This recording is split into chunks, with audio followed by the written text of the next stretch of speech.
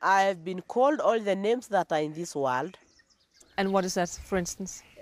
A mad woman, a crazy woman, shameless woman who goes showing our, our private parts.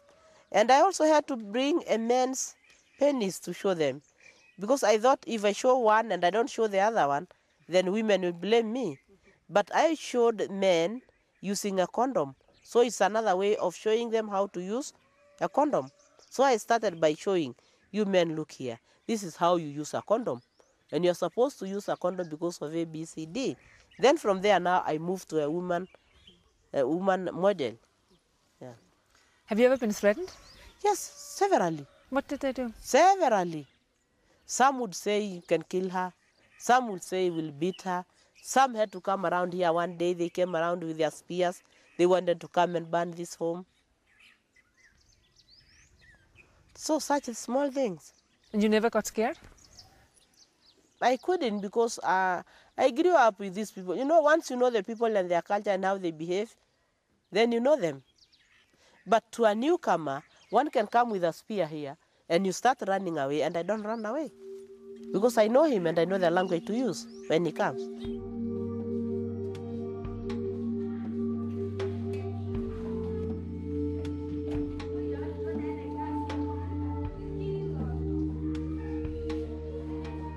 When the girls come here, I take them to the children's officer, who is the custodian of the law, the Children's Act, and then he refers these girls to the center. We take these girls to the education office, where they are given a chance in a primary school, a boarding school, for fear that if she goes back, she'll be married or she'll be forcefully cut. And then after we have taken these girls to school, we now reconcile them. The surroundings here, how do they look upon you and the center? With this rescue, you have a fence, you have a guard. These days they are friendly, but when it started they were wild. But these days they are okay. What happened when you started? When I started, that's when I told you that some men had to come here with their spears, looking for their daughter here. And threaten you. Yeah, and threatening. Yes. Yeah. We have the alternate rites of passage. Yes. That is instead of the cutting. Yeah. That is a cutting without the real cutting, just a word of mouth, making one understand that now I've moved from that stage, and for the whole week, the teachings that we do are the teaching that a mother does to a daughter after she's cut. Is there any of the girls' stories that had made the biggest impression on you?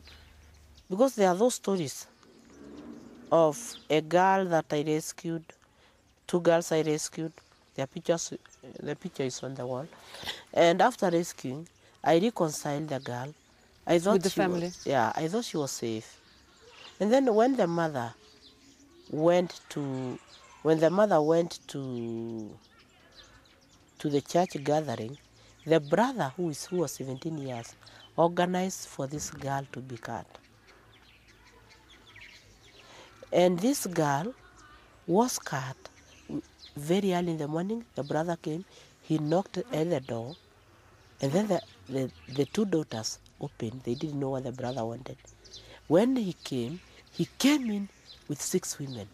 They got hold of the girls and they started cutting the girls. And then I was called. And when I went for these girls, I took them to the hospital. Took these girls to the hospital. They were bleeding. And the mother was there because they were left there bleeding.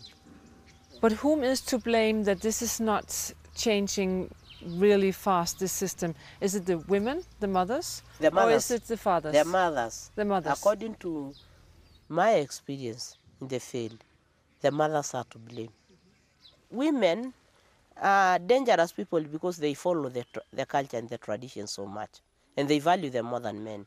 But I know since 2001 it has been prohibited by law in Kenya to circumcise young girls.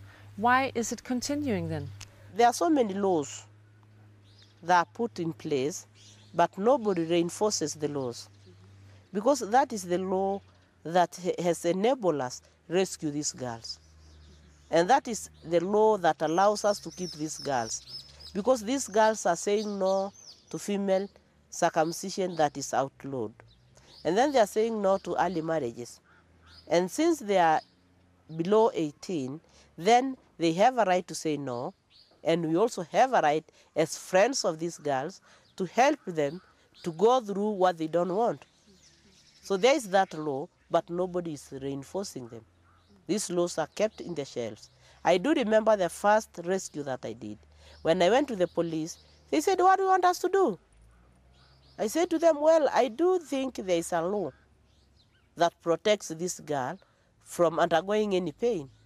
Then the policeman said to me, go, tomorrow you come. So the following day when I went, the law was there that protected the young girl. So we have got to have people in place who can make these things happen.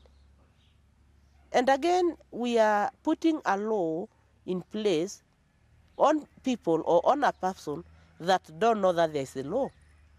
That's why we also think as a program that there is need for us to sensitize the community to understand that there is a law that prohibits them from making these girls undergo a certain pain or something that they don't want. They also have a right to go to school. If there was a kind of penalty for the father? There is.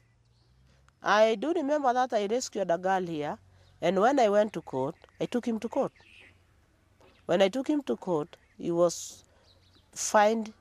The magistrate said that he was to pay a fine of 20,000 shillings because he did that. He pleaded guilty and he asked for forgiveness because he didn't know that there was a law like that.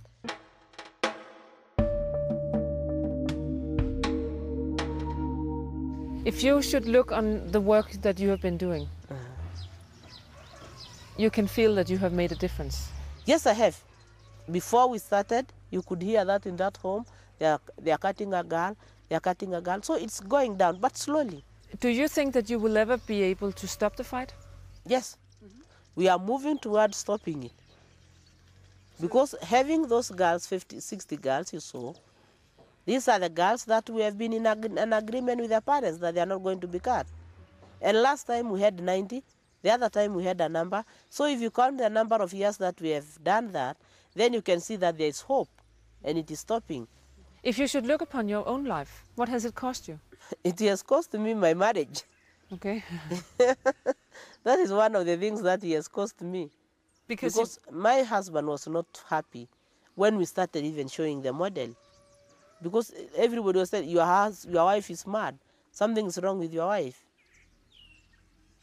He came and told me, please, can you stop what you are doing?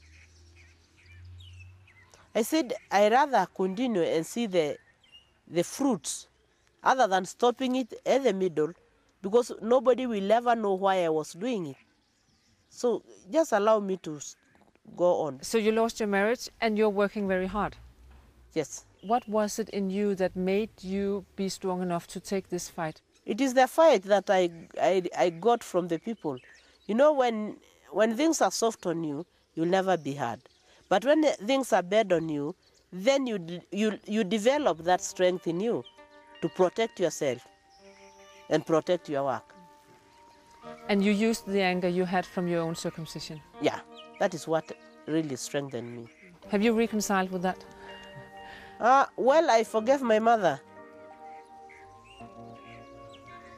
And she accepted that she didn't know what she was doing.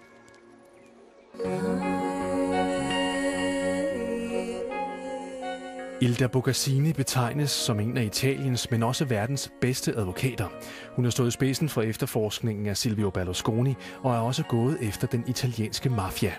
Mød hende i Modige Kvinder i morgen kl. 23 eller næste søndag kl. 18:30.